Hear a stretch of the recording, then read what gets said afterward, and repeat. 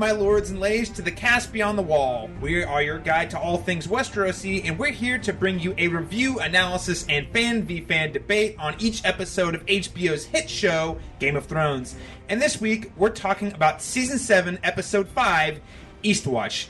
I'm your host, Caleb Masters, and let me tell you, I am tired of reading and podcasting about the achievements of greater podcasters. Ain't that the truth? And I'm joined, of course, as always, from the Dornish lands of Arizona. Sir, introduce yourself. I'm Austin Lucari, and just when I thought it was all over for him, it turns out that I've just been little-fingered. Wow, didn't see the little fingering coming. Man, he's a fingering everyone up in the north. Then in the Starkish lands of Kentucky, sir, introduce yourself. I'm Daniel Stull, and I don't know how I didn't see it before, Caleb, but you were totally right. The X-Men have clearly invaded Westeros, and Gendry just discovered his mutation of teleportation. He is basically a better version of Nightcrawler at this point. Don't encourage them. That's the only explanation for what happened. Listen, the X-Men were everywhere. We had Jorah show up. He's been initiated. He has survived the school for gifted warriors and is now a member of the Westerosi X-Men. He's joined the team. The Westerosi X-Men are assembled. This is the worst Game of Thrones analogy in the history of Game of Thrones analogies. And he's even got the black leather. Come on. They ran out of black and yellow spandex, man. It's all in the leather. I do remind everyone that in this episode, we'll be giving you an initial review of the episode, recapping each scene of the episode Eastwatch, and of course, giving you an update on our Fantasy League teams. And I also want to remind you that you can track all of our posts on our social media channels, including Twitter, at cast_beyond_GOT, and on Facebook at facebook.com/castbeyondthewall. And I also want to remind you that if you've been listening to us this season, I really hope you'll head on over to iTunes and give us a review and a rating. That would really help us out, gets us noticed on iTunes, and plus, it lets us know what you think of us. So, if you give us 4 stars, we'll feel pretty all right about ourselves. If you give us 5 stars, we'll feel pretty great. And if you think we're terrible and you give us 1 star, well, at least you took the time to review us. So, I do encourage you to go and give us a review on iTunes, especially. But if you don't listen on iTunes, you don't have an iPhone, you can, of course, always find us on Stitcher Radio, Google Play, or any of those other podcast apps. So make sure to subscribe and give us a rating if you want to help and support this show. Now, today, I am very excited to introduce today's special guest host. So, according to a recent post on thethrillist.com, we are joined by the Lysa Aaron of Oklahomans, Wait, the Lysa, so I'm going out the moon door? Okay, no, after it. Well, you made it onto the podcast. Congratulations. Time to get the moon door. Or, as I like to call her, the Game of Thrones social media master, Lainey James. Lainey, welcome to the Cast Beyond the Wall. Thank you, Caleb. I'm excited to be here. So, before we get into our review, I want our listeners who have been tuning in to us throughout the season, and especially last week, that I posed a question and opened a poll on our Twitter page last week, where I posed the question of the character involved in Sunday night's fiery battle that is last week's dragon attack, the best Westerosi sellsword there is. I don't know why you choose to do that, but of the characters that went, you guys did say that Bronn would be your preferred pick. Gentlemen, did you have any thoughts on the results of that poll? A lot of Dany haters out there. I don't understand it. See, I'm the exact opposite of Austin. I can't believe that Dany didn't win. I would have, out of those 3, I would have rather seen Dany go. I mean, absolutely. No. It's so time for Bronn to go. No, Bronn can't go. He's outlived his usefulness to the story and moving it forward. The writers like him too much. Survive. I mean, at some point, every survivor meets their end. And, I mean, getting eaten by a dragon or burned out by a dragon would be an awesome way to go. If there was any justice in this world, Sam Tarly would not still be alive, and yet here we are. Well, Lainey, I'm glad. How else would you rather go? I don't know. You should ask the Tarleys how they felt about that one, It was quick. Yeah, Sam. It was actually surprisingly quick. Sam should have got status points this week for becoming leader of House Tarly. Yeah. Good grief. Well, you know what? That's a great point. He did get promoted. He is now the last of his kin. He's no longer Scoop and Poop, and he is the leader of House Tarly. Not to get technical, I don't think he can, though, because he took the black. He did take the black. And I like that everyone forgot about Sam so much. So did John, but he's King of the North, so. Thank you to all of you who participated in our Twitter poll last week. I think we had around 35 or so votes, so it was good to hear from you guys. I challenge you. We're going to have another really exciting poll at the end of this episode, so stay tuned for that. I think you're going to really enjoy that one. But let's go ahead and move straight on into our review and recap of Season 7, Episode 5, Eastwatch. I'm not here to murder. Bend the knee and join me. Or refuse and die. You need to find a way to make her listen. Whatever stands in our way, we will defeat it. Bran saw the Night King and his army marching towards Eastwatch. Bad things are coming. Let's go ahead and start things off. Austin, we're going to get reviews first. General thoughts on the episode. I want to hear what you have to say. What did you think of Season 7, Episode 5, Eastwatch? Look, it really wasn't the strongest episode of the series, but I do believe it was better than Episode 1 of this season. It became kind of like a party game kind of episode, which, what if this character talked to this character? And you got to see all these like interactions that we kind of were hoping to see, but we're all a little forced. Despite that, I enjoyed the interactions between these characters we have not gotten to see together before. Daniel, what did you think of the episode? Yeah, I wasn't too big a fan of this episode. We've been making light of the speed that the episodes have been going on, but there was like people moved around the whole world really quickly this episode, and it is starting to frustrate me a little bit. And I understand that things are being sped up. We've got to get through storylines, but I feel like we're missing some of the core elements that we really enjoy about Game of Thrones. And this is also coming off of last week, which was a really awesome episode. So maybe my expectations were a little higher. But yeah, I'm pretty down on this episode. I thought a lot of things really didn't make a lot of sense. A lot of things, as Austin said, did feel really forced. So yeah, I wasn't this episode's biggest fan. All right, special guest Miss Lainey James. What did you think of Eastwatch? And throughout the day, Caleb and I have kind of talked about this with friends and colleagues. And I would say I'd just sum it up as saying I felt like it was a filler episode because you're right. There are a lot of those little kind of ancillary, conversations of going on and some winks, heavy winks at the audience with, thought Gendry might still be rowing, and that is a joke that had been made in a lot of memes and stuff like that, that it just seemed really fast and that there were plans to go capture, we'll talk about that, I'm sure, capture a White Walker. It just seemed kind of a little bit arbitrary. I mean, overall, of course, did I still enjoy it? Yes. I mean, if I'm honest, but it felt more like filler and less substance. Okay, I think that's a great point. Okay, it's interesting that you call it filler, and I don't disagree, because it feels like it does feel like a piece of filler in a weird way. However, it also is while it feels like filler, it is also crammed to the rim with plot. Insane amounts of plot. All these little connections. They're moves. Like the beginning of all these little connections. What's like Bran saying this, and all the Night's Watch capturing the Brotherhood, or actually the Wildlings, but bringing all of those elements together very quickly. Well, it's like a table setter, but where they're taking 5 episodes worth of table setting in one episode, and it felt like so much, and for them to be able to make this work, it just meant our characters had to be incredibly uncharacteristic the entire episode.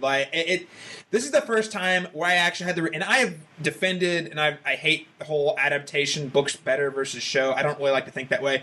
But this is the first time I thought, maybe I would have rather read the book first, because it feels really, really sloppy. Like everything about it's accelerated to the point I felt like characters were really dumb. Characters that aren't dumb. Tyrion, they had the greatest minds in Westeros.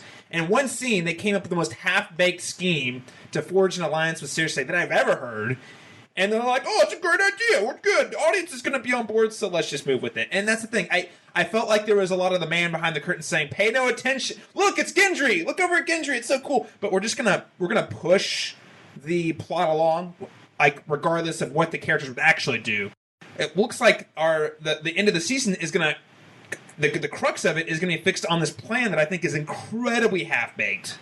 So, this is probably my least favorite episode from at least the last 2 seasons. From season 6 and 7 so far. because I don't like it. I like it less than every episode we've seen this season, and It's worse than some of that Arya stuff we saw last season, because that was brutal. the Arya stuff was brutal, I agree, but there were other things in those same episodes that actually held those storylines up. This, I felt like pretty much across the board, it was underwhelming in just about every way with almost every storyline. Not to say there weren't moments that worked. There were good moments in here for sure, but overall, I just really felt like the episode was clunky. Even when I was making my outline, I was trying to figure out how do I diagram this conversation, because normally we can go by location and these plots all connect in a very specific strategic storytelling way that makes sense, and it's easy to talk about and follow the logic and the narrative. Here, it's like just a bunch of storylines crammed together, like on top of each other in a way that is not necessarily cohesive at all. So I just think this episode was kind of a mess. Pretty disappointed in Eastwatch, but hopefully will lead to something better next week. But enough on that. Let's go ahead and get into our recap. So we got to pick up, and this is where the problems start for me. Well, that starts with the title. It starts with Eastwatch. It's like for 10 minutes, like at the end of the episode. Yeah. So Eastwatch is the title. It's a location on the map, which I was super excited about. It was like every time a new location pops up in the opening credits, I'm like, yes! It wasn't seen until the very end of the episode, so it was a little misleading, but neither here nor there. So last week we see Jaime Lannister sinking to the bottom of this river, and like, ooh, this is kind of an ominous cliffhanger. I mean, I think we were all pretty sure he was going to live, but it just felt, oh, this is kind of a weird way to cliffhang the episode. Really great imagery, right? Well, it had actually no consequences, because apparently Bronn could pull him up by the armor and drag him ashore, no problem. And it just felt really like last episode was an incredibly cheap tactic, because there was actually no impact of Jaime being almost killed. So Jaime basically survives. Bronn pulls him up, and Jaime's reaction is, I have to go tell Cersei, and Bronn's just saying, listen, man, you got to give me a castle and I'm not leaving. Which, again, I still think is really uncharacteristic of Bronn even, but that's kind of the scene. Daniel, what did you think about this opener? Yeah, I think you're right that, last week we talked about how there was a lot of intense moments, and for me, even it felt like at any moment someone could die, and there was all these consequences that could potentially happen. And then I really felt that last week, but then this week we open up and like all that's gone. Like all the tension was gone. They go all the way to the other side of the lake and aren't in any danger when they come up. Nobody sees them. It's very convenient that that's how it occurred. So I thought like a lot of the momentum that they had gathered from last week kind of like immediately lost it as this scene opened up. So I think you're right on with that. Yeah, I mean, it made zero sense. So Jaime survives, whatever, that's fine. If he's sinking to the bottom, is unable to swim up through his own free will, I don't understand how Bronn's able to drag him up. On top of that, I don't understand how he's not captured in some way. The whole place is swarming with Dothraki, who honestly are known for their ability to be able to track people. It makes no sense that they were able to get away without a horse or anything. So yeah, I totally agree. And I thought it would be a more interesting storyline had Jaime been captured again, honestly. But they like even skipped that small detail. I could have accepted it a little bit more had they done that, but you're right, like Dothraki everywhere. I agree. Unless they happen to think that, the fire got them, with the horses and stuff like that. Or are you telling me? I think Tyrion probably saw Bronn. Yeah. Because, obviously later, because Bronn and Tyrion, set up the meeting. Oh, I didn't even think about that. How did Bronn know they were still alive? Well, yeah, I was going to say, wait a minute. I just realized that myself. Wow. I was like, so, yeah, it could have been so much cool. I also, like you guys, really thought he was going to be captured.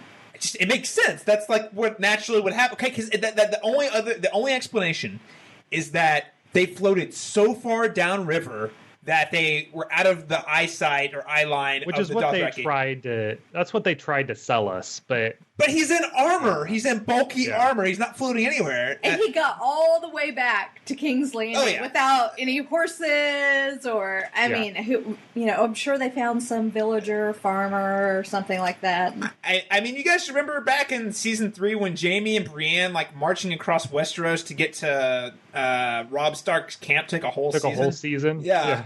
I mean, we have to. The time is kind of meaningless at this point, like travel time.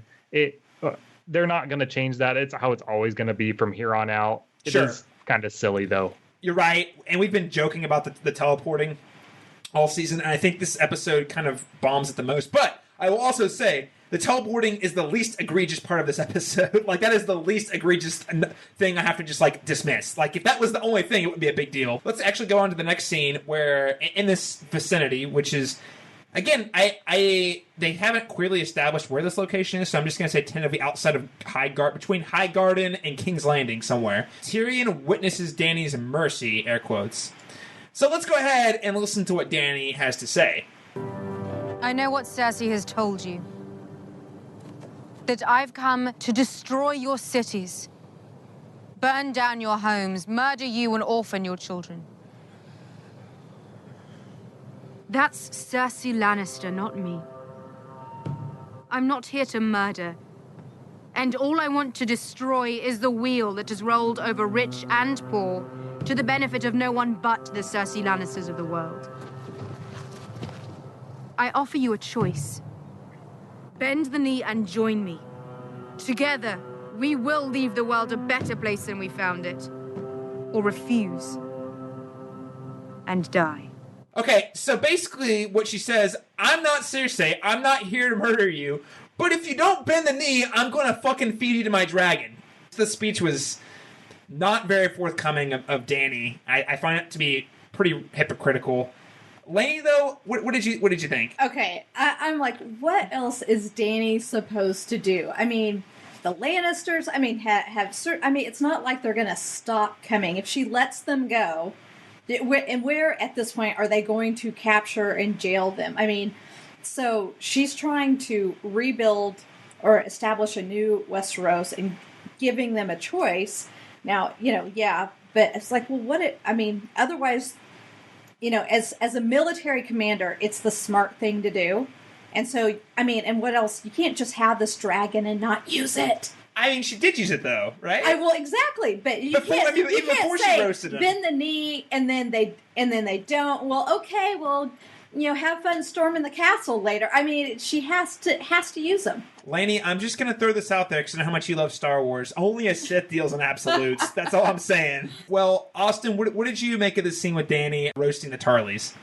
It goes back to what we said earlier, what you were saying earlier about the doing uncharacteristic things. It's not like Dany hasn't killed people who she felt were traitors or she felt were oppressing people. She has before. She did it in Marine. So it's not totally out of her character. But, I think we felt like Dany had made kind of a turning point at some point in the past couple seasons where that wasn't really her thing anymore. So it was odd for her to roast the Tarleys the way she did. That said, I don't think that's the biggest character leap we saw in this episode. Tyrion did present her at least three alternatives. They weren't good. Hey, look, we know Jon needs all the help he can get in the north. Why don't we send him to take the black?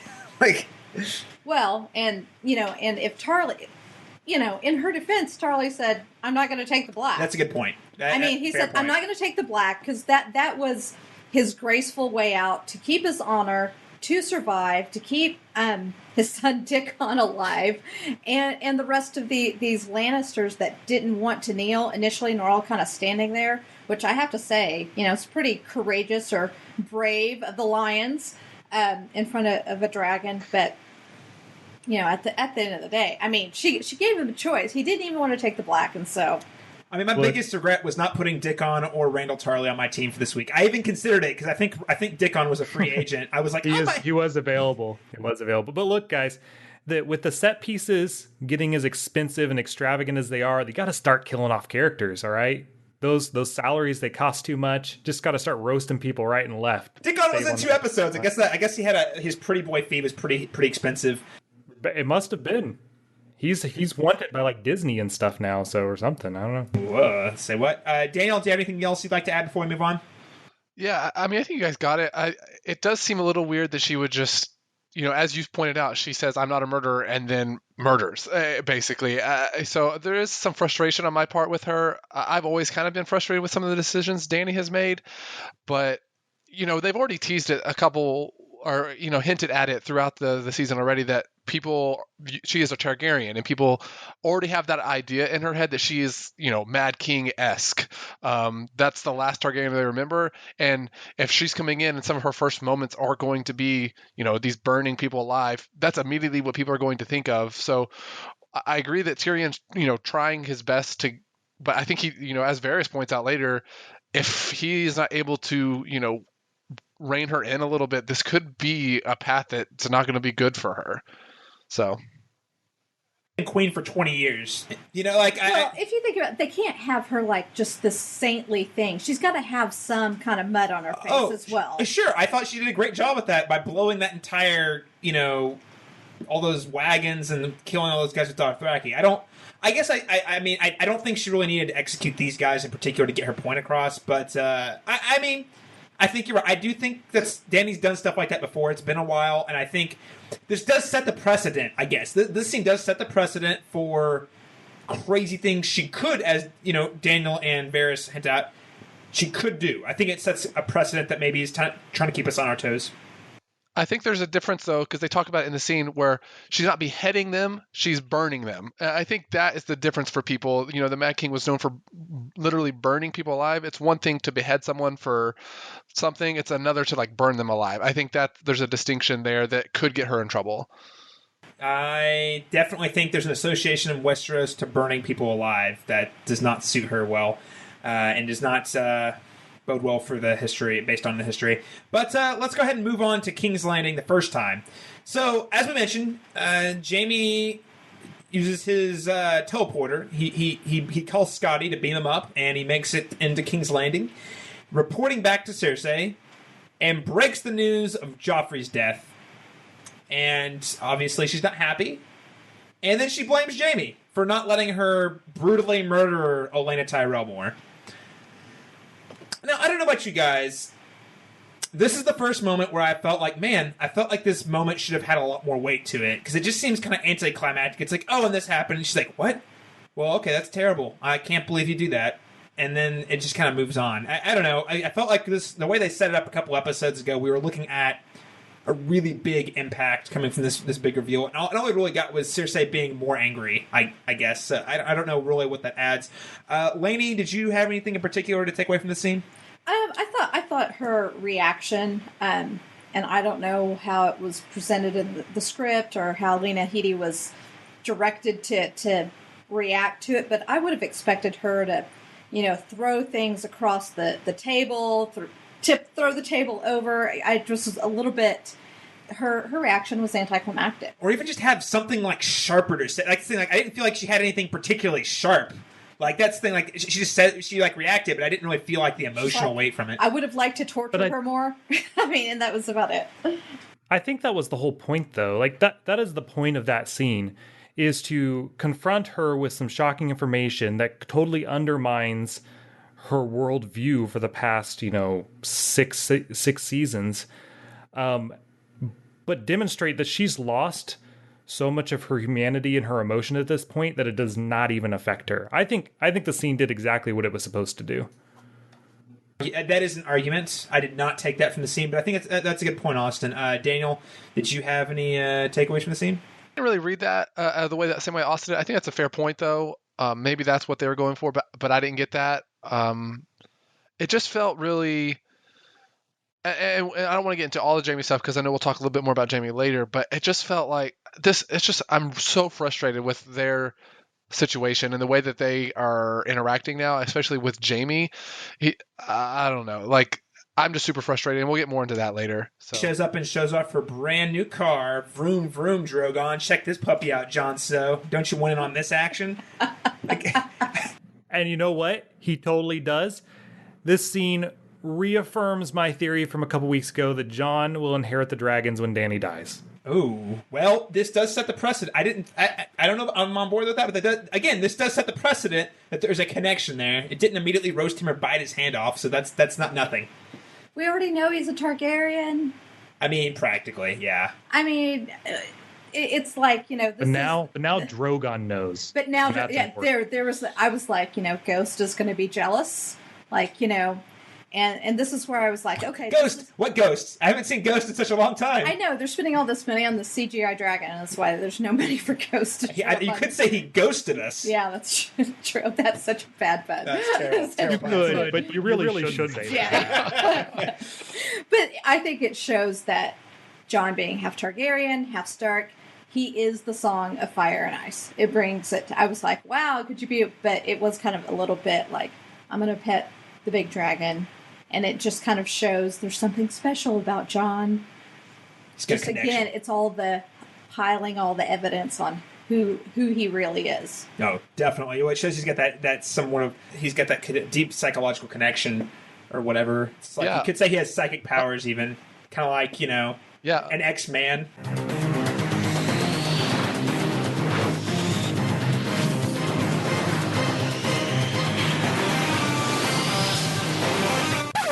Unfortunately, I'm going to have to say that Austin's right. I think that's the purpose of the scene, is to put in that there's some hints that Jon's going to have a connection, and I think more important than Drogon knowing that is that Dany sees there's a connection there. So that's going to be important for her, I think, is the point of this scene.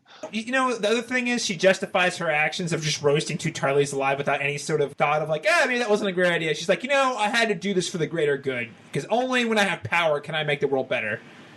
Said every politician in the history of mankind.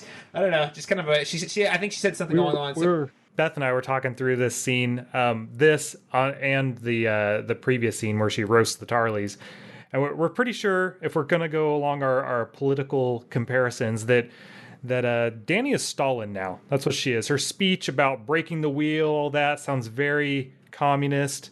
And then she's just like murdering anyone who stands up to her. I think she's Stalin. Hey, the Dothraki do have sickles as their primary weapon. That's true. That's a good point. Didn't cross my mind, but that is perfect. And now she has Gendry. She's got the hammer. On a lighter note, Jorah returns.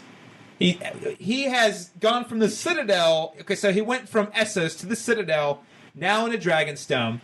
He is already been initiated in the Westerosi X-Men because he's already got the black cloak and the leather outfit. All right, you gotta stop. You gotta stop this comparison. He's back. I thought this was a warm reunion. I have been a big team Dany Jorah since season 1, and I was really happy to see them reunited. I thought it was probably the most heartfelt moment of the season so far, personally. Like, just as far as like reunions, I liked it more than like Sansa and Arya, which was a good scene also, but this one, the chemistry, I think, between those two actors and performers is so much stronger because I think we're more invested in seeing them together. So now that they've been apart for a while, I think it meant quite a bit. Lainey, do you have any thoughts on Jorah returning? I mean, not tons. I mean, yes, it was very heartfelt. You could feel the chemistry between them for sure, and that Jon picked up on it, but that Jorah also picked up on the underlying chemistry they're starting to build between Jon and Dany. So it'll be interesting because they were both kind of eyeing one another and seeing how that would play out, I think. Yeah, there was that weird moment. And it was kind of a cool moment, too. Again, Jorah meeting Jon, who did serve under his father. I was really hoping the sword would come up. Oh, the Valyrian sword. Oh, yeah. The one he's got on is personal, too. Right, actually. right. Well, yeah. That was supposed to be Jorah's. Right. It was supposed to, belonged to his father. Mm-hmm. So I was curious if he had noticed that or if it had come up or next episode. If they, you know what? Now you mentioned if they don't bring it up, I'm gonna be disappointed. That's a good point. No, I mean, it was nice. I'm with you. I've always liked their relationship. I've always been on that side of things. So it was really nice. You can definitely tell that as you guys pointed out, Danny was definitely excited to see him, and that was very nice and heartfelt, as you said. So, yeah, I agree with you guys.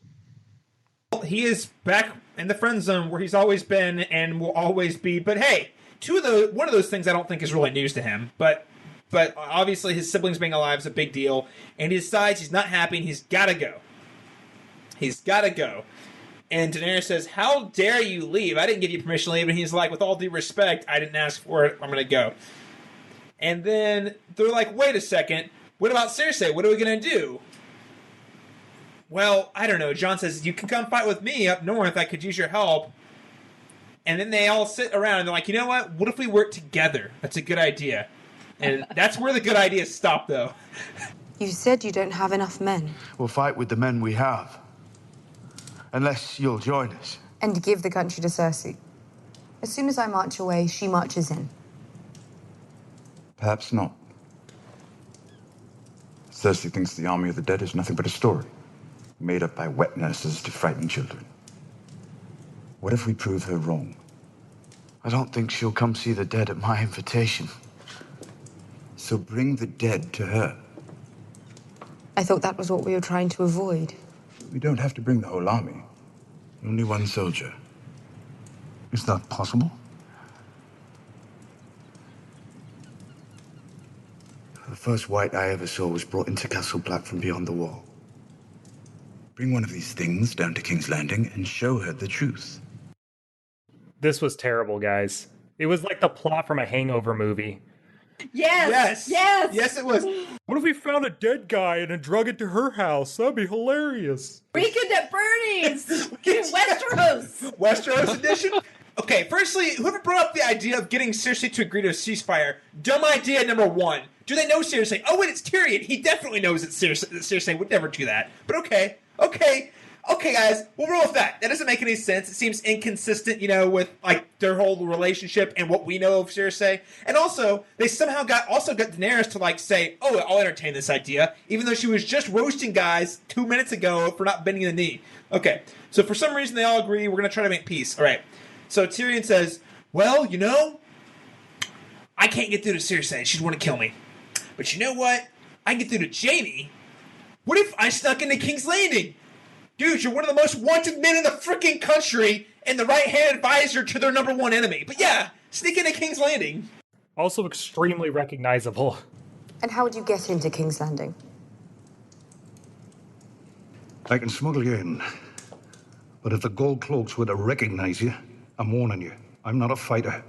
Davos, you're a smuggler, right? Yeah, you smuggle onions. You can smuggle Tyrion into King's Landing. It's the same thing. He's a the same bushel. thing. He's about the size of a bushel of onions. Yeah. It works out. Yeah, okay. And they said, okay, but what are we going to do to convince Cersei to stop fighting and to convince her the army of the undead's real? What if we just bring a live one back? Yeah, that'll get her to stop, right? She's a reasonable person. She already has a zombie on staff. But it'll all be for nothing if we don't have one of these dead men. Fair point. How do you propose to find one? With the Queen's permission, I'll go north and take one. You asked me to find a cure so I could serve you. Allow me to serve you. The Free Folk will help us. They know the real North better than anyone. They won't follow Ser Jorah. They won't have to. I just want to point out, this is the plan that the last 2 episodes are going to hinge on, by the way. I think this plan goes out the window quickly. I really hope it does, because it's a stupid plan and it's a stupid premise to carry forward on. I think it'll extend into next episode, but by episode 7 of this season, the last episode, I don't think this plan's going to matter at all. If I were George Martin, I would have thrown something at the TV. So I think you're right, Austin. Something's going to happen. Someone will backstab someone. There will be some unforeseen development that'll kind of throw a wrench in the plan. But still, this is the plan we're moving on with. All of the characters in that room, I'm going to argue, are much smarter than what we saw. This is where I get really upset at the episode. These characters we know are all much smarter and much more competent than this. This is half-baked. It's dumb. So that'll take us right into Tyrion and Davos sneaking into the city. So this is where I get really critical and I feel like the episode breaks down. And we're just expected as viewers to roll with it for the sake of the plot. And this is where, on a lot of ways, all my worst fears about what could happen with the show once they don't have books to adapt, kind of all... There's been little things here and there. It's like, look away. Not a big deal. Not that big a deal. This episode, I think it's kind of damning in a lot of ways, because this is really selling a lot of people too short. But we're going to go ahead, just like the episode expects us to do in our conversation, we're just going to move along. And we're going to go back to King's Landing with Tyrion and Davos. They sneak into the city. And then apparently Davos is like, Tyrion's marching, and he's like, wait, you're not staying at the boat? And Davos is like, oh, no, I got my own business to take care of. Okay. All right. What's Davos going to do? We don't know. He didn't establish that he was doing something beforehand, but, that's cool. He's a smuggler. Well, right. Did you also catch the part where he said, oh, yeah, the last time I was here, you killed my son? And it's like they just glossed over that moment, like, so quickly. Oh, yeah. You killed my son with wildfire. I mean, man, Davos is, I know he's seen man dead, or I think he has. I can't remember now, but... I think that was appropriate. I think that was one of the few parts where, like, yeah, that's a Davos thing to do.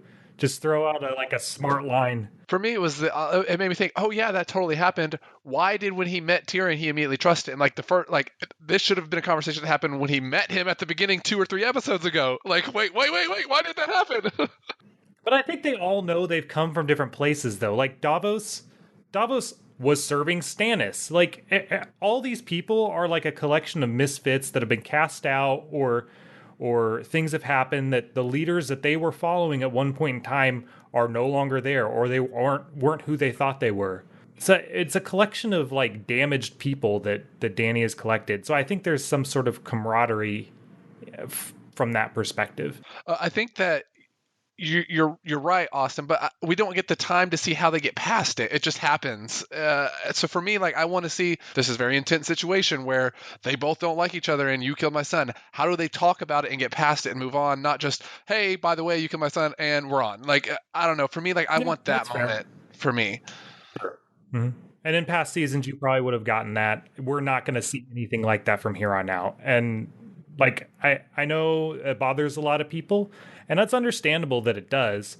But if you're expecting that to change, you're going to be sorely mistaken. I'm not expecting it to change, but I'm also not going to let it pass, because that's crappy writing. Like, it's inconsistent with what we've seen before, and it's sloppy, because Stoll mentioned in his review that it's missing some of those core elements of Game of Thrones that we like, and seeing how our characters react with each other, and seeing how they react to their circumstances. And as Ben was even saying last week, the benefits of long-form storytelling like Game of Thrones is you get to see how these characters react to we've seen their history unfold, and we're also now at the point where we're getting to see the consequences of the history that they've lived as grown people. Well, and let's be honest, had they not thrown that line in there, nobody would have remembered.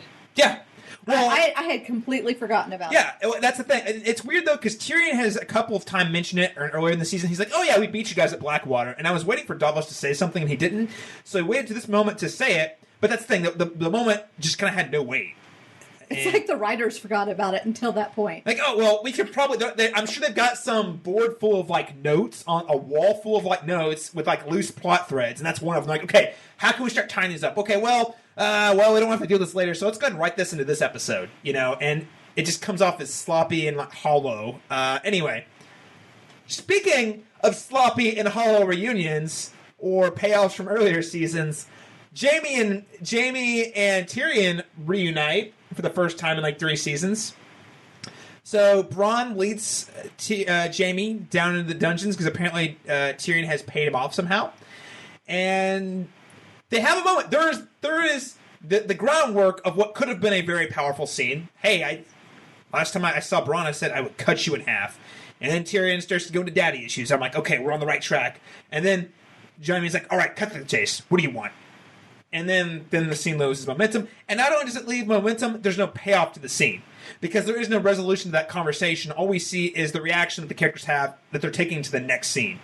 So there is no real emotion. In my personal opinion, there is no real emotional resolution to that scene. Like, they just open up a wound, remind us they haven't seen each other in a while, but it doesn't pay off emotionally, from a character perspective, in any meaningful way. It's there specifically to give the past the plot point. Like, okay, now Jaime knows what Tyrion wants, so he can go back to Cersei, and that's exactly what happens.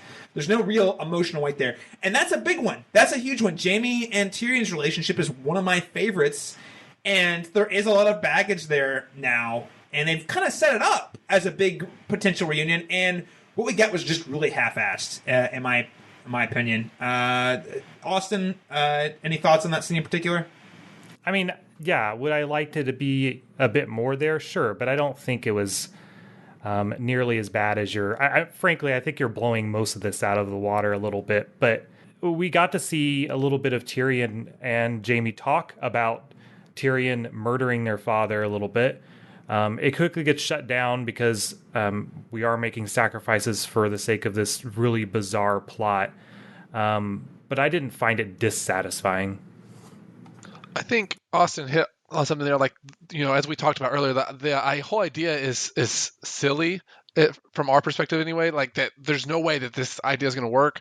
So the fact that this scene is happening because of that idea makes the scene like feel pointless, because it's like, this isn't going to work. Why are we wasting time on this?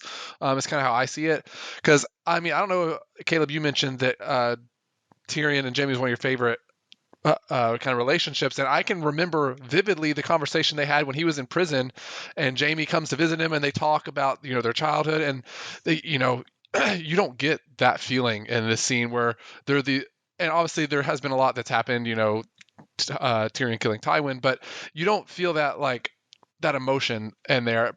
And I think a lot of it goes back is, this feels pointless because this whole idea of them going and getting this dead person and bringing it, like, because that idea was bad. Like you said, the scenes that happen after that because of that feel like, why we're just wasting time. I agreed. And I would just say, what I found with all of with Jaime and talking about his father and how they're so upset that Tyrion killed him, without just glossing over the fact themselves that Tyrion was supposed to be executed. I've always noticed that Jaime has been more upset about the death of Tywin than about Joffrey. Of course, I think he realized what his son was, but he was always like, well, he even says it to Cersei later, and I'm sure we'll get into that, but I just thought he kind of, even in this conversation, it kind of comes up for a second, and he's... But with Joffrey, he already knew that Olenna was the one who did it in this scene. By this point, he knows that Tyrion wasn't involved. But I think I've noticed he's always been more upset about Tywin's death than Joffrey's. Right. And I would agree with that, yeah. So I was just like, I was a little bit like, are we on this again?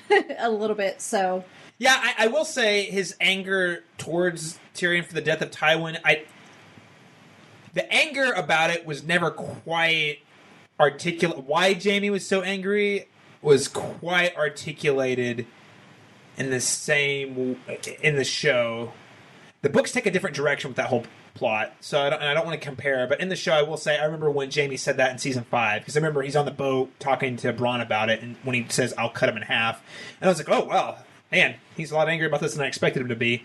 But I don't know. Either way, I'm not going to linger too much on that past moment. But I see what you're saying, though. It feels like a weird. At this point, it feels really weird for him to be so angry about it, because I don't think we ever really understood why Jaime was upset about Tywin's death in the first place. I mean, of course, it's family, a father, right, and it's family, but he also knew, he had defied his father by, becoming a Kingsguard, and so you already had that kind of rebelliousness there. It just, yes, he's angry and hurt by it, but I just didn't feel. I always felt it was a little bit disproportionate. Right. Austin, you were, for the first time, at least in a while, you're like way more optimistic about an episode and less critical about an episode than this. What's going on? You're liking. I'm just more even keeled than you guys. Even keel. Whoa, no, you like Sam this season, and now you're being nicer to an episode than I am. We haven't gotten to Sam yet. We'll see. So while Tyrion's off, just nonchalantly sneaking into the dungeons to meet with Jaime, Davos just decides he's going to go take a nostalgic stroll through Flea Bottom, Which, okay. All right. He's waiting around. Doesn't want to wait around. He wants to go feel nostalgic back in his home, in his stomping grounds. Okay. But for some reason, apparently, he was looking for none other than the one who was the real prince who was promised. Let's be real here. The prince that was promised to us oh so long ago. The prophecy of the return of the great bastard of Robert Baratheon for years has been long coming. And we've been waiting for him. We've been waiting to see those massive Hulk arms from all the rowing. And finally, the prodigal son returns.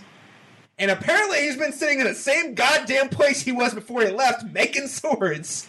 No one caught him. No one saw him. No one recognized him, apparently. He's pretty plain looking. Just looks like a dude. He was very wanted. There was a big bounty on his head. But okay. No one noticed him. That's cool. He's back in Flea Bottom.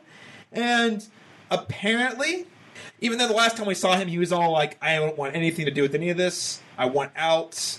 But Davos was the one to basically save him, though, right? Davos, got him on the boat and sent him off. Of course he'd trust him. Yeah, sure. He's saved. And then the writers were like, hey, we got to write a line about, man, I thought you'd still be rowing. Wink, wink. It was so frustrating when he said, I was like, wait, did he actually just say that? That's such fan service line, though. I laughed at the ridiculousness of it. There's no way he actually walks in there and thinks, oh, he might have still been rowing. There's no way that actually happens. I don't know. For me, it was, I laughed at it because I felt like it was silly. But who cares, because he's got a huge hammer and he's back, guys. Gendry's back with a hammer. Who cares if it doesn't make sense? He's back, ladies and gentlemen. The prodigal son has returned. Lainey, what did you make of this? I feel like Gendry serves absolutely no purpose in the entire story of Game of Thrones, other than exposing the affair between Cersei and Jaime, and that never happened. I mean, I'm sorry, I know they're fanboys for Gendry. Hashtag make Westeros great again is not happy right now. I was just I'll be surprised and then frustrated if he has a larger role, because his storyline has been abandoned for how many, 2 seasons? Right. Oh, 3 seasons. No, it was season 3 was the last time we saw him. Yeah. So for him to come now and to have any significance, I think is a disservice to the entire series. And he's the opposite. Like before, he's like, I don't want anything to do with this war. This isn't my business. And now he's like, I can't wait to go fight. Yeah, and how did he get to that point? Exactly. And that's been completely abandoned. Why does he have this big ass hammer? I don't know. He just got bored and decided to start forging it. I'm like, was it Robert Baratheon's hammer and I missed that or forgot that or whatever? I mean, again, this is one of those kind of meta texts. Like, it's assuming audiences know that he's Robert's bastard. They know that Robert fought with the hammer, but we don't even know. He does know legends of his dad, I guess. So I guess he would know he fought with a hammer, so he's just trying to pick up with it. I don't know. It was kind of weird. Austin, you're quiet. What do you think? I mean, it was definitely fan servicey, of course, but I really enjoyed the scene. I thought it was fun. I thought it made a lot of sense that Davos and Gendry trust each other.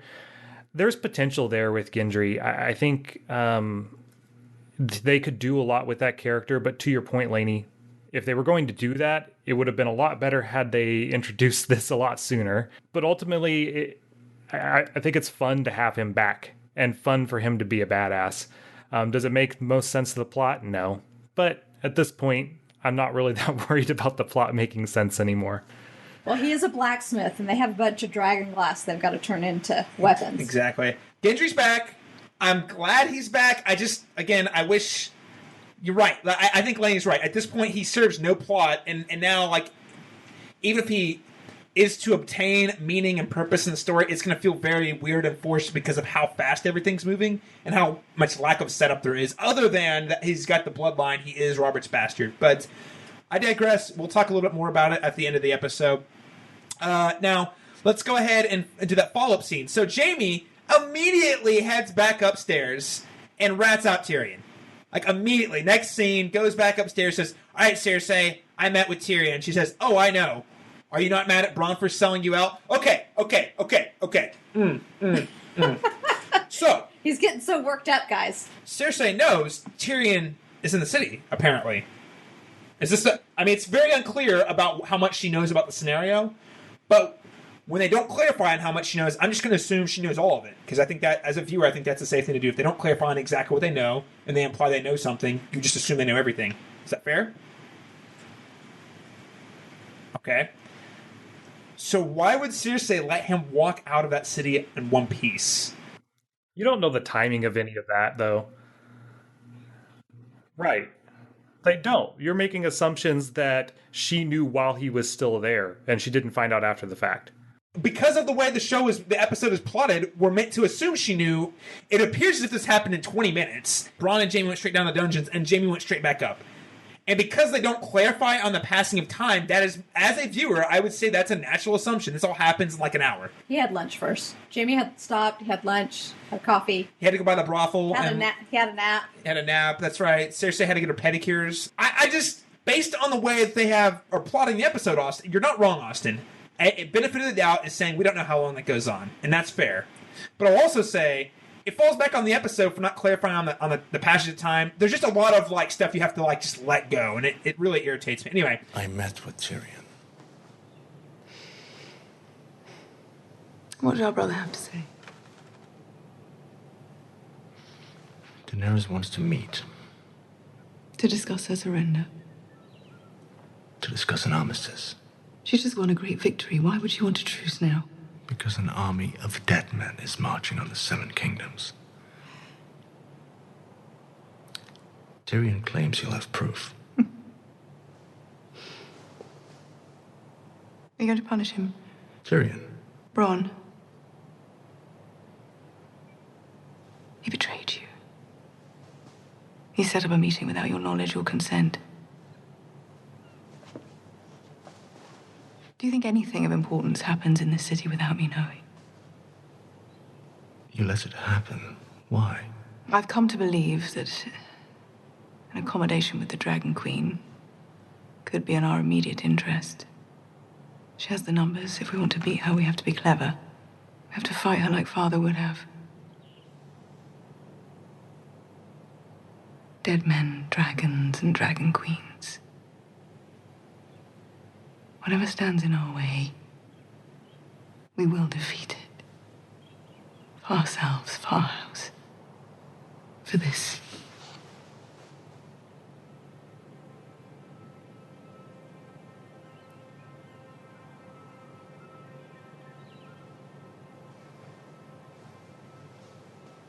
Who would you say is the father? You. Laney, I'll pass to you again. What did you make? This whole scene was incredibly strange to me. I don't know whether she's lying or not, but regardless, it's extremely manipulative because she knows that's how she can keep Jaime close. And when she said that, never betray me again, I'm like looking around. I was like, wait, when did Jaime actually betray her? Oh, that's right, because she's saying she's taking, hey, you poisoned Olenna instead of like dragging her through the streets as a betrayal. Was that, or was it going to talk to Tyrion? I think it was the Tyrion thing, is the way I took it at least. She implied that he didn't know. But he let him go, was the idea. But still, yeah, I did. That's how I took it. Okay. It still didn't make sense to me. So what I basically just took from it is like, I'm going to be manipulative. I'm going to pull Jaime back into completely under my power because now I know for sure he will do anything to protect me. Because of the baby. Because of the baby. Which, FYI, this is again, I'm going to throw this out there. I want to get Austin and Dale, I want to get your take also. Even on the show, I would argue even on the show, especially in the books, and even on the show by and large, with maybe the exception of Myrcella, Jaime does not give a shit about any of those kids. Never. Like, in the book, you actually hear him monologuing to himself about how he does not give a shit about them. He tells himself that Joffrey might as well be a piece of sperm that fell on the ground. Like, in his head, okay? I don't feel like the show's done much else to showcase that's any different. I mean, he did have affection for Myrcella, we saw. I think that's reasonable. But for the other two boys, I never saw. So I feel like that's a weird thing to manipulate him with based on his previous actions. But that's where when he asked, like, well, who will you tell them the followers? She said, I'll tell them it's you. And so now that's the key. That's the key, because where before he always had to be at a distance pretending they were, Robert's children. And so he couldn't have or show them affection, really. Now he can be a father, and so that's what she's dangling. The thing is, I think he may not even want to be a father. I think the threat is exposing him and their relationship, which he does not want. Well, so you would think that he realizes that she's actually a bigger threat to him than before. Which is fair. I mean, because he looks very he is very uneasy at the end of that scene. I think is also pretty clear. Well, because I think he thinks exposing their relationship is still going to be a danger to her, no matter what she says, and how confident about the lions don't concern themselves with the opinions of sheep. But he knows that it still could hurt them, and at the end of the day, will always be Team Cersei. No matter what. I think that could be to his detriment. It wouldn't surprise me. I know everyone's kind of predicting that Jaime's going to take her out. It wouldn't surprise me if it was the other way around. Interesting. I want to get you to take that. Other big takeaway here is that Cersei, and again, in a very weird sort of, did she just say that? She said that? I don't know what she means, but she said something. Moment was when she's basically like, oh yeah, we'll totally make peace with the Dragon Queen because it would be the smart thing to do. And my take was that she wants to befriend them so she can learn their weaknesses, I guess. She's buying time to buy mercenaries. Yeah, she's trying to be strategic. I got that much. It just was a very passive way of vocalizing that because it was really unclear to me if that's exactly what she was going for. I'd watched it twice, and I was like, okay. The second time, I thought, I think I see what she's trying to get at. Daniel and Austin, I'm sorry, you guys. What's your take on all of this, Austin? I mean, really, I think Cersei just wants a ceasefire. She lost her entire army. She needs time to recoup and to gather another army, probably the Golden Army, I'm thinking, since it was referred to a couple episodes ago. And so, yeah, I think she's like, fine, you want to stop attacking me for a while? That's just going to give me time to strengthen myself. So, sure, let's do it. Real quick on the Jaime thing, like, as you guys kind of pointed out, like, I'm just super pissed at Jaime, basically. His character has become so frustrating, and we've talked about it earlier this season, but this is like the point where I felt like, okay, he's come back, he's given her all this information, this is going to be the point, like, she is clearly a psychopath in this scene, like, a very creepy, weird vibe is coming off of her. Clearly, she's not normal, and it's so obvious.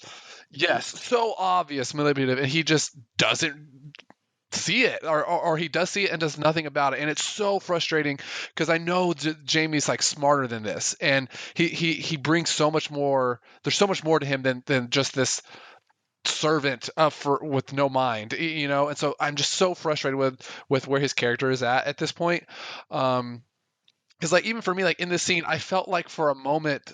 I would say I think he sees it here. You don't think he does? It seemed like it seems like he saw it and is now starting to like, maybe this isn't great anymore. See, I feel that like there's a moment like, okay, he's starting to feel a little weird in the scene, and then she says us about the baby, and then it's like boom, it's gone. Like it felt like he was starting to question it. At least that's how I read it. He was starting to question it, and then was like, oh wait, now there's a baby. Now I can't question it at all. I'm back 100% in. That's kind of how I felt it was. Because especially at the very end where she's like, never betray me again, you can see it in his face. Like, I think that scene was pretty clear, and like he's definitely losing faith in her as a person and a leader. On that note, I think it's time to get caught up on this week's Fantasy League update.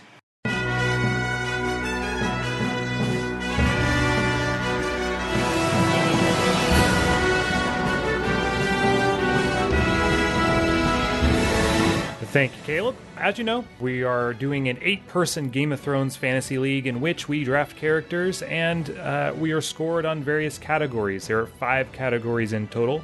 The first being violence. Any man dies with a clean sword, I'll rape his fucking corpse! Sex and nudity. The gods made this, and it delights me. Wits and schemes. Chaos isn't a pit. Chaos is a ladder. Status and power. Power is power. And finally, drinking and eating. I understand that if any more words come pouring out your cunt mouth, I'm gonna have to eat every fucking chicken in this room. Within these categories, you get points for things like sacking a city, getting a promotion, using magic, or getting fully naked.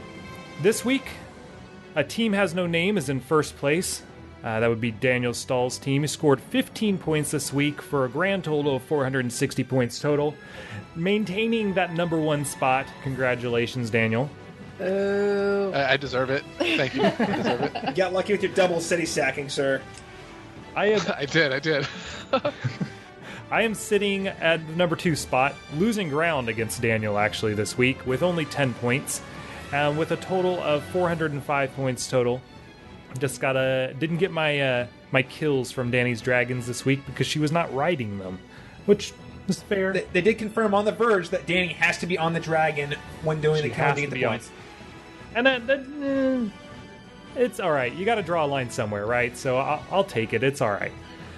In 6th place, we have the Dum Dum Stark Killers, who earned 25 points this week and has a total of 160 points. And our guest host, Lainey, Dragonglass Union, scored 50 points this week for a grand total of 130 points, sitting in 7th place. Scored all those points with Bran using magic, warging into those ravens. That's good call. Finally getting points for Bran. I mean, I expected him to do something awesome by now, but hey, you get 50 points for warging, so that's pretty sick. He got Valerian Steel last week too. Bran's been an all-star already. We did have one of our highest scoring team this week was Lannister Memorial Fund. They scored 75 points for a grand total of 395 points. They're sitting in 3rd place.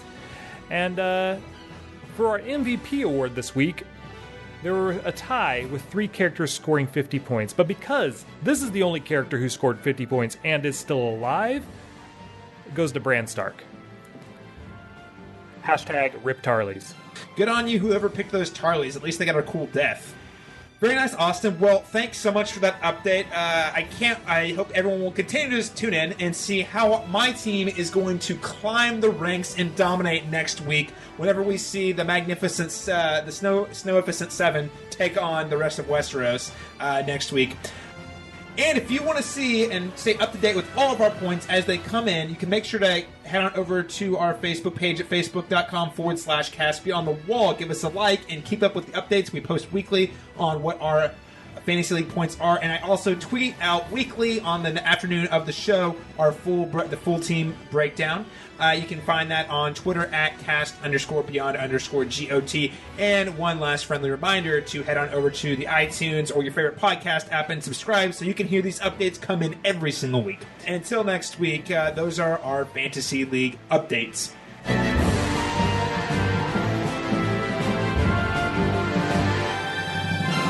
You don't fight with honor. No, he did. Now let's go ahead and move on to the next storyline. You know what? For all the joking aside, Sam's earned my respect this year. This was a great scene. Okay, so when he hears word of the Maesters receive Bran's letter telling them everything, and they're just laughing it up. And yes, Sam does in fact stand up to all of them. I mean, you know what? I'll give you points, Austin. He stood up to basically who would be his heroes in a roundabout way, right? He wants to be a Maester. That's right. These are the highest Maesters in the world. And he kind of sticks it to him and says, no, you need to take this seriously. And they all kind of laugh him out, and he just leaves. I think, you know what? I'll give him some points for that. Yeah, I'll totally give him that. It was bold. Standing up, meeting your heroes is difficult enough. Standing up against your heroes, now that's something else entirely challenging. I like how they look for any excuse to dismiss the claims. Oh, it's actually a ploy from the Dragon Queen to lure us away from the real danger. That global warming, guys, it's not happening. I promise you global warming is not happening, guys. It is definitely just North Korea. Okay, just focus. Don't pay attention. It's all a lie. Sorry, bringing in the real world parallels there. But Lainey, did you have anything to add about Sam's little scene with the Maesters?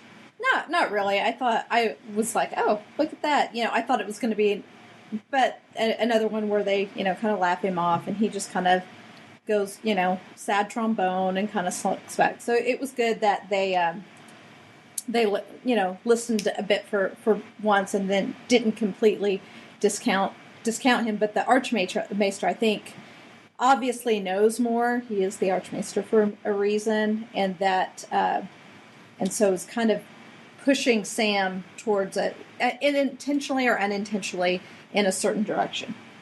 So yeah, I'll agree with Austin that it was nice to see him stand up to them. But then he completely, for me, loses all respect in the next one. I mean, he just really, yeah. I was really frustrated with Sam for this. You know, it's a 50. I'll give him a 50-50. It's a nuanced struggle here. He stands up to the Maesters and they kind of listen to him a little bit, and then he goes in, he sits down. Gilly gives off some extremely important information that he just doesn't even listen to. He completely ignores it. I mean, she says that Rhaegar got divorced and married, so this completely legitimizes Jon as a Targaryen. Legally, he is a Targaryen if what she's reading is true. He completely ignores her, doesn't even acknowledge the statement, walks in, decides, you know what? I'm getting frustrated. I'm just going to quit and leave and do the one thing that Jon needed me to do and come and figure out this information. I'm just going to quit doing it and leave. Like, I'm totally with Austin pre this season, like, hate Sam for this decision. No, look. So here's the thing. Sam really is the only character this entire season that has like actual character development. And you've seen him grow from like a pitiful little man to someone who is willing to stand up to everybody. And this scene here with Gilly, yeah, he glosses over important information, but that's mostly the show just trying to drop little hints here and there about something that we basically have already confirmed and already know about. But what he does here, he doesn't just leave and give up. He grabs every piece of information in the library, loads up a cart full of books and scrolls, and is going to cart that back where he can actually do something with it. It's actually phenomenal. Lainey, anything you'd like to add about that? Oh, well, we were talking about it earlier today, and it was like, and people have tweeted about it, but I was like, oh yeah, every woman in every meeting ever being interrupted, dropping some pivotal information. But I think more than anything, it was showing that, okay, Sam's grown, he stood up to the Maesters, but then he turned around and did the exact thing that was frustrating him to Gilly at the same time. I totally did. But, it's meant to be one of those little kind of Easter eggs and to get the audience all riled up about it. I mean, it was totally designed to do that. Because it could have literally been any piece of information that she was reading at all. But it was that specific piece of information, so it's and it'll come back up. It'll come back up. Yeah. And that's the thing. Oh, okay. And this actually is a great segue for another question from one of our listeners. Lacey from Oklahoma asks, what do you think this mention of Rhaegar Targaryen means? And then she actually, with her question, cited an article from the Nerdist that claiming Jon is now the righteous heir to the Iron Throne. Okay, here's the thing.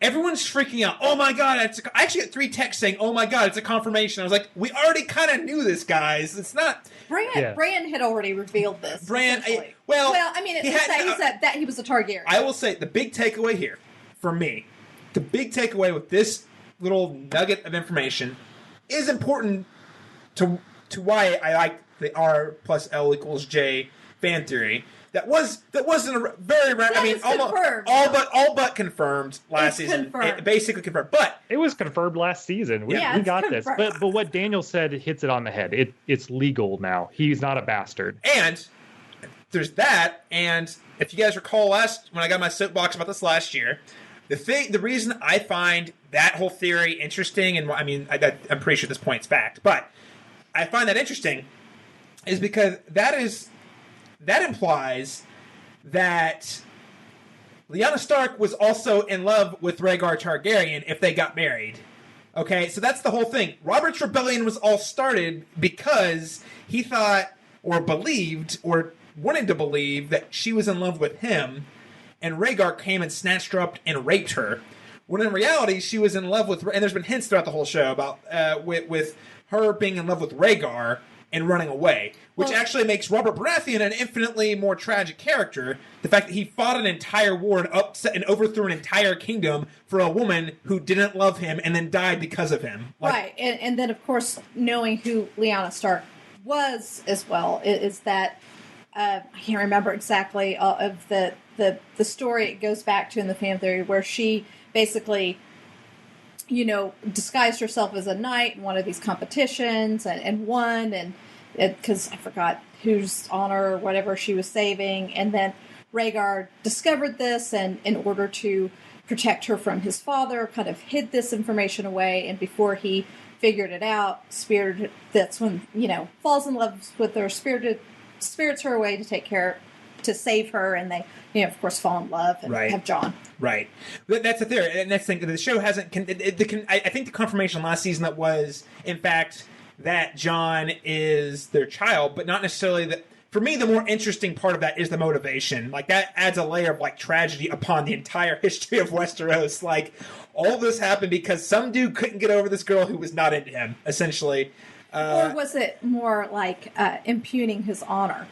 There was some of that, too. There's some of that, like, weird masculinity there, and he was a warrior type. There's a lot of complex things, ideas, I think, go into that. And I think this scene, it's a very small piece of information. I don't think it really changes much, but it definitely hints at the fact that if she remarried him, that she loved him, or more Which likely. I think when they do the spinoffs and whatever, this would be a great prequel to do, is this story.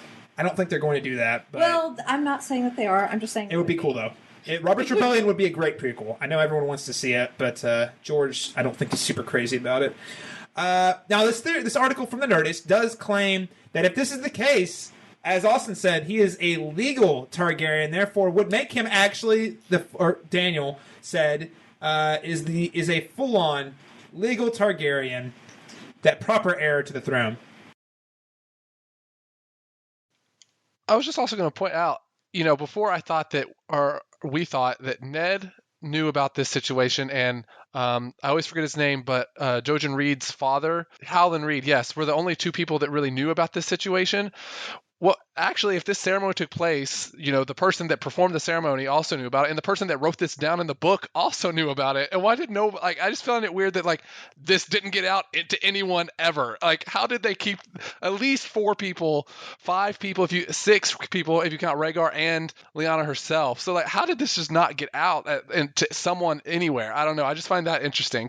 Daniel, stop poking holes in their plots. This is a flawless plot, Lainey. I don't know what you're talking about. There are no holes. This is a flawless episode. Excellent point. This is a great. I was like, oh, that's really. That is a good point. Great point, Daniel. I like that. I like that. Let's go back to Dragonstone, and this is what I was talking about. Normally we can break down these plots based on location, and they all fit together in a very specific way to make for a cohesive narrative. Not here. We're zigzagging all over the map in like light seconds. Caleb's just salty because his outline's messy. Yeah, because the plot's messy. The outline's messy because the plot's messy. For this episode. For this episode. So much salt. Back to Dragonstone. Davos is like, all right, so you're going to come here. We're going to go with John when he leaves the island. Do not tell him who you are. He's got bigger things to deal with right now. And then they pass each other in the hallway. And that's when Gendry does a turn and says, Jon Snow the bastard? Aye. You're a bastard? I'm a bastard. Let's be bastard bros. Yeah! It was just the broiest moment ever. I was Robert. You're Ned's bastard. I'm Robert's bastard. I didn't know the guy, but I hear they fought together. Just yeah. I mean, it was fun. I enjoyed this. It was super frat bro, but it was kind of fun. Austin, what do you think? Yeah, I mean, it was a dumb scene, but it was important if we're going to have Gendry and Jon spend time together in the coming episodes, as we know they do, as Gendry went north with them.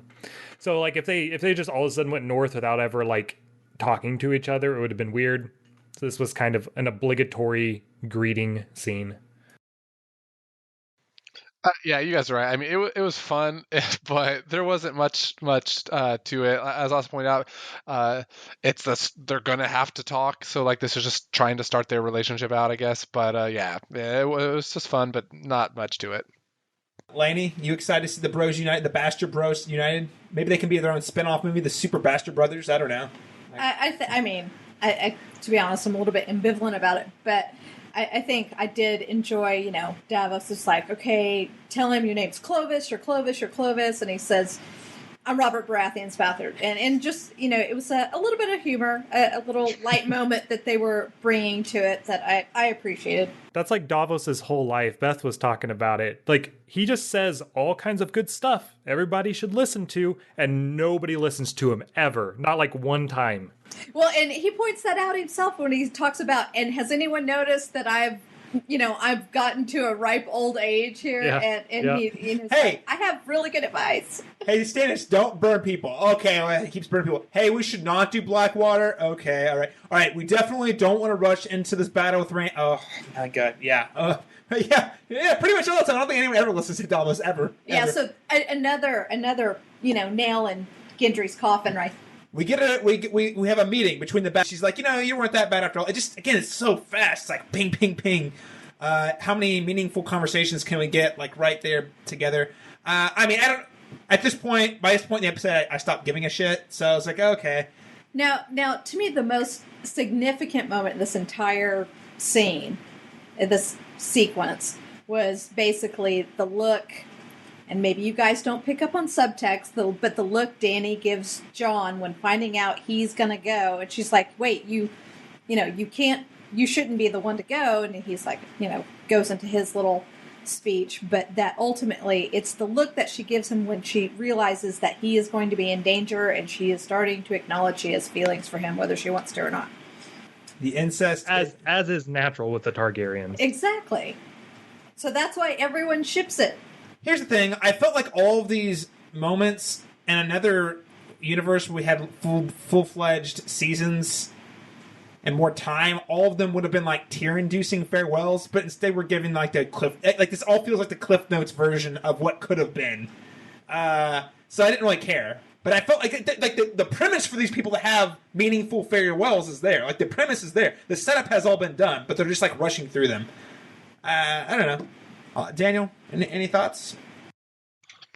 No, you're right. It was very rushed, but I was just thinking, poor Jorah, like he just shows up finally back with the woman that he's in love with, but he's gone again. Like he's just immediately gone and probably going to be dead now. Like, gosh, that kind of sucked for that guy. No, he volunteered for that. He volunteered for that nonsense. Yeah, I know, but still, like internally, he's probably like, I just got back here, I get to see her again, and now I'm gonna go die like for her. Austin, anything you'd like to add, sir? I mean, I'm just sitting there watching everyone get into the boat, counting all my points as they get delivered into the hand of the Night King. It's going to be fantastic. Can't wait. Fair point. I'm going to laugh if they all come back. I kind of hope they do at this point, just to spite Austin. Speaking of the Night King, let's head north, guys. Maybe one of them is the White Walker that they bring back. Just saying. That's actually a theory I've heard. We're going to talk about that in a moment. I think Gendry has a very plausible purpose in this storyline, and it's to be the guy who gets reanimated and taken back to King's Landing as a zombie. You know that it's sad how plausible that actually is. Hey, you see this guy, the guy that you guys were wanting to kill because he's Robert? Well, look, he's a dead guy and he's alive now. Look, you guys said you wanted Robert's bastard. Well, here he is. Here he is. Better late than never. So let's head back to the north, actually, in Winterfell. So, as predicted, Sansa is getting flack about Jon not being there. He's the king of the north. He should be here in the north. They're getting anxious, and that's reasonable. Arya basically calls her shallow and says, you just like having really nice things and have other goals in mind, and then leaves. I hated this scene so much. It really frustrated me. Like, why is Arya even there if all she's gonna do is sit around and like bitch at her siblings? Like, just leave already. No one wants you there. Well, I think it does such a disservice to all this stuff that they built up about Arya's character to suddenly have the squabbling sister. One, Sansa is more mature in the scenario, but Arya is, she's become one of the faceless men. It's to me, it's just completely out of character, and it's a regression of her character growth. Yes, correct. It is, and I think it does such disservice to the plot line completely, because of course Sansa wishes. Up until that point when it was just her and Jon, technically she was the rightful heir to Winterfell, and she was a Stark. Arya obviously hasn't heard everything that she's gone through. Did you think Brienne, somebody would have told her by now, at least given her the Cliff Notes version? And so I just thought it was such a regression and such a disservice to, one, the relationship of where it could go, to put it right back where it was, like it in season one. In season one, yeah, they're still like petty siblings fight. And although I would say Sansa shows her maturity here. Right. But Arya definitely, like, she's still squabbling like she's a 10-year-old, you know, like they used to. And she's learned better. I mean, she's been with the Hound and seeing all these other things. I mean, it's very unfair. And it feels weird coming off of last episode where you felt like... With Austin, I'm mad about it. Yeah, I'd be mad because last episode it kind of set the tone of like, oh, these people realize they've changed and things have grown. They've both grown in their own ways, and they both realize that things are different. For her only to, like you said, regress. Just weird decision. Well, and to forget the lessons of her father. Oh, yeah. I mean, he would have like, no, you don't do that. I mean, and so it's just completely out of character, I think. Completely. Daniel, you're a big Arya fan, right? So what did you think of this? I don't know if I'm a big Arya fan anymore. Her path is definitely a dark one, but I was definitely a big fan of her early on. But I completely agree with Lainey. I think that especially her point about, Ned would not have done this, and how does Arya not consider that? So I definitely agree with her point completely that, this is a complete, regression of her character, and it's very frustrating, as you guys have said. So, okay, well, we'll go ahead and follow that plot line. We find Baelish. I was waiting because we knew Baelish was going to have to interact. He's interacted with all the other Stark children, so it was only a matter of time before he interacted with Arya. And I don't know if in the first scene he notices he's following her or what, but basically he lays the breadcrumb trail and leads her to a note that he wants her to find in his very mustache twirly Baelishy way. Firstly, I'm just going to throw this out there. Again, I know I'm probably being nitpicky, but this was just a really weirdly edited scene. It felt like it was out of Home Alone or something. Follow here, follow there. Oh, Baelish is in the shadows twirling his mustache. I don't know. Just weird execution. But he leaves her a letter.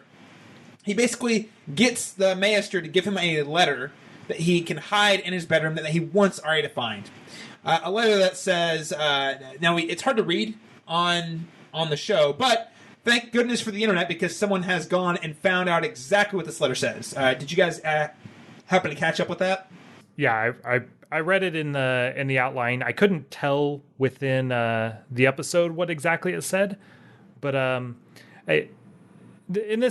this ends up being the letter that Sansa sends to Robb after Ned's beheaded, basically asking Robb to come to King's Landing and bend the knee to the Lannisters.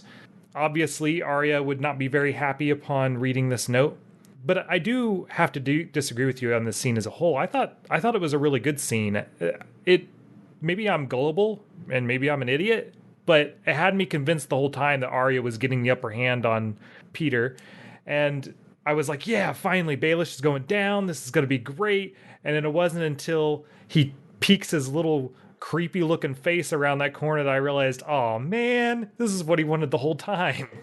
But, I just think, Arya, again, if Arya falls for this, it's a complete regression and disservice. Because she's not this stupid. She knows how manipulative and evil. But she's so bent on revenge. No, I will side with Austin on this. I think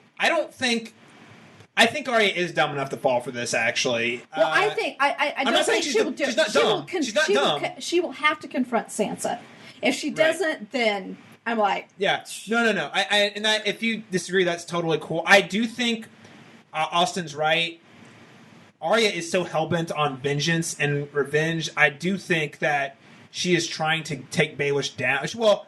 she actually doesn't have a reason to take him out. He actually, in theory, has not done anything to their family that she's aware of yet. But she's trying to find it, right? And I think he knows that. And I think by him baiting her, I think she is... Arya's really smart, but she's also very Ned Starkish, as in stubborn, as in once she gets her head set on something, she's really hard to change her mind. And also, because of that, very easy to manipulate. In a certain light. Not that she's stupid, because she's not. She's smarter than Ned, but she's also got that stubborn, narrow-minded drive there, I think. So, I don't think it's totally out of character, but I liked it because Baelish got the upper hand. I think it's a very Baelish thing to do. And I just think the execution of the scene was strange. So what's his end goal here, do you think? Is he trying to get rid of Sansa? Yeah, Littlefinger was in the room when it was written. like, so he definitely had knowledge of this. This is the one where Cersei like made her basically write it. But here was kind of, I'm with awesomeness. I love this scene, actually. I thought this was by far the best scene of the entire episode, and I really enjoyed it. And in fact, I disagree with you, Caleb. I really enjoyed the editing. I also thought, oh, this is Arya getting Littlefinger. Like, we're watching her like stalk him. He has no idea that she's there, and then boom, actually it's Littlefinger the whole. I actually completely bought into that. I thought it was great. I loved this particular sequence, and like I said, Littlefinger was there when this letter was written, so he definitely knew about the letter and was aware of its existence. And I don't know exactly how he benefits from this outside of the fact that it just creates chaos, which we know that is his play. But I don't know how them breaking up helps him individually, but it is chaos. So that is definitely, his thing. If you guys remember, when Robb reads the letter, he immediately says, this is Cersei's writing. Like, he says that you can clearly tell that she's writing this in distress. I don't know, as you were saying, Caleb, I don't know if Arya's going to be able to see that as Robb was able to see that. Right. But I will say, like, there were other characters that read it and realized it was not, like, there was, like, some fake elements in that letter. I don't think Arya will be able to see that. Right. So the letter reads, Robb, I write you with a heavy heart. Our good King Robert is dead, killed from wounds he took in a boar hunt. Father has been charged with treason. He conspired with Robert's brothers against my beloved Joffrey and tried to steal his throne. The Lannisters are treating me very well and provide me with every comfort. I beg you, come to King's Landing, swear fealty to King Joffrey, and prevent any strife between the great houses of Lannister and Stark. So, because I think Arya is kind of narrow-minded, I don't think she reads this letter for what it is, because I don't think she knows how the politicking of all that stuff works, just because I don't think that's her style. I don't know. We'll see next week, but it certainly seems to imply that she's not very happy about what she's read, I think, is a safe point. Now, that'll take us to our last storyline this week, when we finally make it. After all this time, we finally make it to Eastwatch, way up at the north. And how many men have you brought, Jon Snow? Not enough. But what about the big woman? Hey, guys, wink at the camera. We basically get there. There's a scene between Tormund and Jon and Jorah. They're like, okay, what can we do to stop them? And then they said, hey, you guys want to go beyond the wall? You're not the only ones. And then, hey, look, let's go check out the prison. There's the Brotherhood Without Banners. And actually, for all the shenanigans this episode took to get us to this point, I was actually really into where this whole moment where they all realized, wait a second. Gendry's like, wait a second, I don't trust the Brotherhood Without Banners. They screwed me over. They tried to get me killed. And then Thoros is like, wait a second. You're Jorah Mormont. That's something I hope they go into the next episode, because Jorah and Thoros do know each other from, they know each other back from the Rebellion of the Iron Islands, which predates the show, a book reader thing that I'm pretty sure we're going to follow up on next week. And then wait, Tormund looks over, wait, you're a Mormont. Your dad killed the wildlings. He's a monster. That was my favorite moment of the whole episode, when they realized, wait a second, we don't belong together, we don't trust each other at all. And then Barrack's like, it doesn't matter, none of this matters, we just have to go beyond the wall, it's what the Lord of Light wills. It was just bonkers and crazy, but I don't care, because we got the, as I like to call them, the magnificent Westerosi X-Men Avenger Squad unite to go beyond the wall. Wait, how many of them are there? Seven. So it could be the Magnificent Seven. Just that. It could be. You could just leave the Avengers out. And the Suicide Squad and the X-Men. Yeah, you should. Magnificent Seven. Yeah, that's all you need. Seven's the best. That's all you need. I did like the exchange. Did you guys kind of dig that? Those are my favorite moments, when these characters realize how they're all connected and how much animosity there is between them. And that's the kind of thing I'd expect to see. I expect to see from Davos and Tyrion that we didn't see, right? So I really dug this sequence. I mean, it took the stupidest plotting in the universe to get us to this moment, but I do think it's a cool moment. Well, this is where I determined that was Gendry's one purpose. Yes, was to say I don't trust the Brotherhood Without Banners. It's to expose the Brotherhood. It was just like, that was it. I mean, you're not wrong. To kick that all off. In this episode, at least in the context of this episode, you're not wrong. I'm definitely with you, Caleb. I loved this moment. I thought it was great that they all immediately don't trust each other and have that moment of like, there's part of me that wants to kill you. My only problem with it is that I felt like they got over it way too fast. Unless we see a lot of that in the next episode, I'm going to be slightly frustrated that they all just are like, whatever, we're all going to go do this together. But so I hope that we still get to see some of that in the next episode, or I would be slightly frustrated with the way that ended. But you're right. It's great that we get to see all that mistrust immediately happen, and it's all like, oh wait, is someone gonna die? Yeah, I'm starting to notice something here. Caleb hates all the scenes in the whole episode except the scene where his entire fantasy team is together. It's true. And no, this one's cool, guys. This one, best scene. Best scene. The points don't mean anything. Listen, There's not a trophy. Is there a trophy? Hey, listen, that wasn't what my thought was. I legitimately enjoyed this scene a lot, and I enjoyed it extra because I got points. Well, look, it would for me, it's not any better or worse than a lot of the other scenes. It was a fine scene. I enjoyed some of the interaction. I totally agree with Daniel. It was kind of stupid how quickly he got over it, but that's the same issue we've had with a lot of the other scenes. As in those other scenes, I enjoyed the interaction, but it was too fast and too rushed. So yeah, I don't know why they trust each other or why they're all agreeing to go north of the wall all of a sudden. Because the Lord of Light wills it. The Lord of Light demands it. It's really dumb. The whole thing's a dumb plan. The only thing I'm looking forward to is Benjen Stark showing up and helping him out. Thank you. I agree with 8. Yeah, well, I just agree with Daniel and Austin on all of that. Totally. Okay, I will give you that. And here's the thing. I am excited about next week. Again, I think it's a fun plot we're in. I think what they're doing is your characters are going to get points. He cares more about points. He cares more about points than he does about story. I'm serious. Is there a trophy or a cash prize I don't know about? Achievement unlocked. Caleb makes a shitload of points. Yes. I think this is the point it was rushing to, though. So I am hoping, maybe it's naive, that it does slow down a little bit and we do get a bit more of that. It's not just about speed. It's about the things that we're losing to get these pieces where we want them to go. Like the stuff that we're missing out on or that the story's suffering from. Anyway. I would totally watch 30 minutes of them just walking and talking almost. Yes. To see them interact for just 20 minutes of them just walking through the snow. That would actually be really cool. Amazing. And entertaining. A whole episode just him walking around. That'd be great. Yes. But I don't think it would be awesome. Just that core, that group of people, the dynamics would be just amazing. Yes, it'd be awesome. But at this point, that's where we're at now. Before we wrap the conversation, Daniel from Texas, not to be mistaken with our host Daniel from Texas asks, "Who's going to come back alive? There's no way they all survived the trip beyond the wall." Well, Daniel, I'm glad you brought that up. I agree. I think Thoros and Beric are pretty much screwed. Insta-screwed. I think those guys are surefire dynamics dead. Would be just amazing. I think the Hound's okay. I'm 100% sure John's okay. I think Gendry's in the danger zone. I don't know if he's dead, but he's definitely danger zone. And I want to say Jorah is more safe than not, just because it would feel really weird for us to have spent all that time showcasing how Jorah got healed only to immediately kill him off.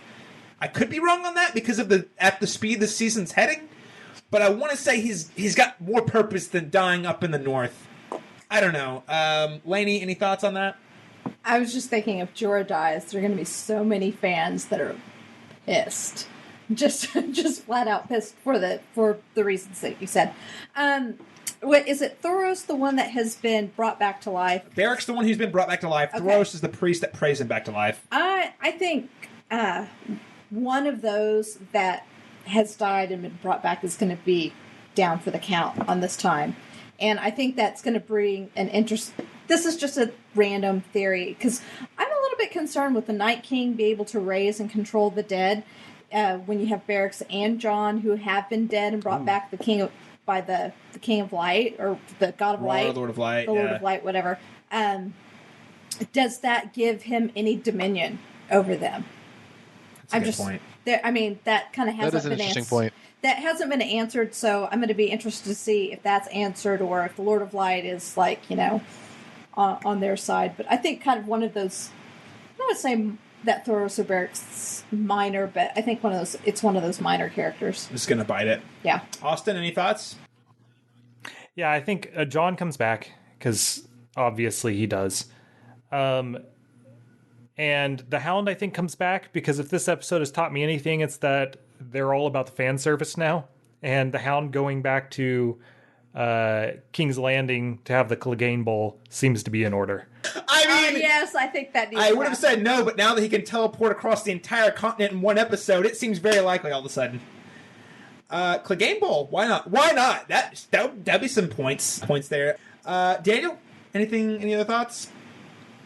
I mean, I already said what I think. I have a hard time believing that all of them except John are going to die. Like, most of these characters that we feel like have been hanging around for like, well, they must have a purpose. They all just found their purpose, and they're all going to go die. It's to die. Like, I have a hard time believing that's not actually going to happen. Okay. I would be okay with that if everyone but John died or something like that.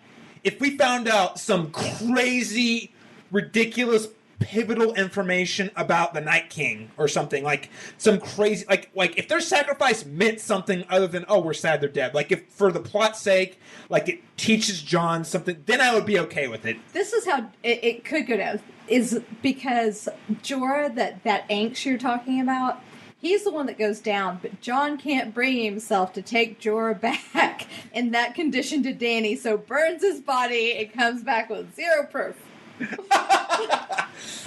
Oh my gosh. Making it all not worth it. Oh, this is a bad idea. Okay. Well, it's such a bad plan. I don't think there's a good outcome from it. This is the dumbest freaking plan. Okay. That'll wrap our review and recap of this week's episode, Eastwatch.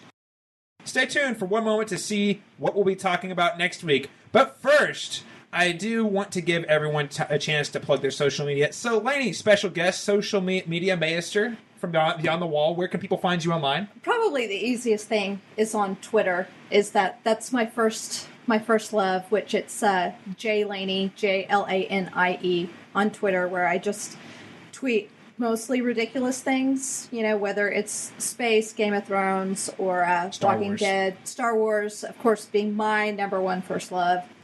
4 months, not very far. Austin Lucari, where can people find you online? You can find me on Twitter. My Twitter handle is AC Lucari, usually tweeting something snarky to the podcast Twitter account, so you can find me there pretty easily. You got some good memes going on. Daniel Stoll. You can find me at Daniel Stoll 23.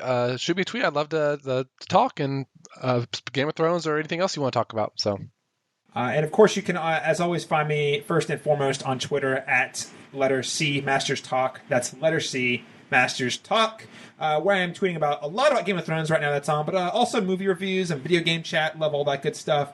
And I'm about to Daenerys Targaryen, you guys, because I have a lot of things I'm plugging. So I've got that. Of course, you can find me on my online portfolio on calebmasters.net. Also, more recently launched a film essay website called thecinematropolis.com, your new home for thoughtful conversations on film. If you like film and you want more than just reviews and you want to get really into the analysis and essay-driven stuff, we have video essays, we've got written essays, a lot of great people doing some cool things over there at thecinematropolis.com.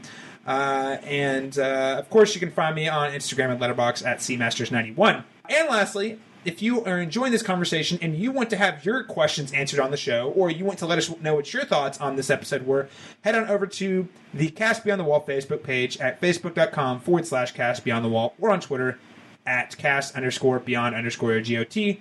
And as I've already said twice in this episode, please, if you've enjoyed this conversation, make sure to subscribe, give us a rating and a review. That would be a huge help to us. All right, ladies and gentlemen, let's go ahead and recap next week's episode. Death is the enemy.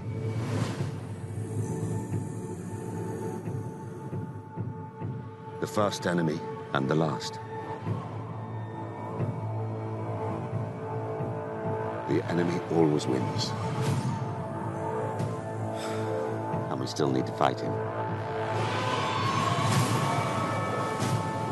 You're scared, aren't you? What are you scared of? Okay, ladies and gentlemen, hot from the presses. That was from the trailer of next week's episode, new title, Death is the Enemy. They say it in the trailer, but I just assumed that was just a line from the trailer. Apparently, that's the name of the episode. They're making a lot of weird decisions with how they're naming their episodes this season. They don't tell us until after. It's really weird. And because of that, there's no synopsis either. But here's one fun fact. An old director of the show, Alan Taylor, who directed a lot of big episodes way back in season 1 and 2, who went on to direct Thor, The Dark World, and Terminator Salvation. Yes, his career did go down, not up. Is back to direct what, well, like I would imagine is likely going to be the last episode he directs. This is Alan Taylor. He did some really great stuff in the early seasons, so that's a pretty big deal that he's back for an episode this season, especially when you go from film back to TV. That's a pretty big deal. We've already pretty much talked about our predictions, so I don't want to belabor the point. So instead, I will leave our listeners with a poll. A poll which will be posted by the time this episode drops is, which super team was properly assembled by the end of the episode? What is their name?